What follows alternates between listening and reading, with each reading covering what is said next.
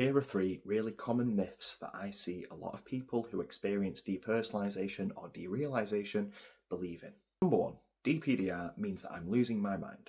Now, this is a really common fear and something that I at one point struggled with myself, but please rest assured that this isn't the case. You haven't gone crazy and you are not losing your mind. You haven't broken your brain, and remember that having the feeling that something feels off or not quite right and uncomfortable shows that there is a cognitive awareness of the symptoms and the state of DPDR.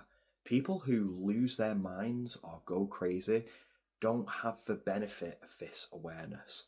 They don't question, something feels wrong, what if I'm going crazy? They just believe it.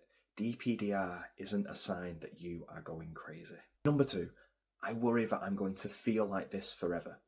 Again, it's a really common fear. DPDR can't last forever and it will pass with time if you let it. Now, if you have been experiencing it for a while and it doesn't feel like it's passing, there probably is a reason for this. The more you check in on your DPDR or monitor for its presence, or the more you try and get rid of it, you're sending a message to your anxious brain that the state of DPDR is a threat. What happens then is that it keeps an eye on it, just in case it is dangerous. Doesn't want to take any chances, so better to be safe. But the more attention you give it, the more attention it gives you back. Number 3, I need to figure it out to recover. Now, this is something that I see all the time, and it's this frantic search for why this has happened, or why does it keep happening, or why am I stuck in this state constantly? And I think it's based upon a mistaken belief that once we find out what has caused this, we'll be able to finally rid ourselves of it. I'm sorry to say that this isn't the case.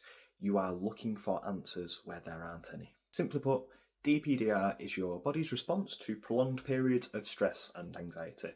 When you get overwhelmed, DPDR kicks in to try and protect you from these states.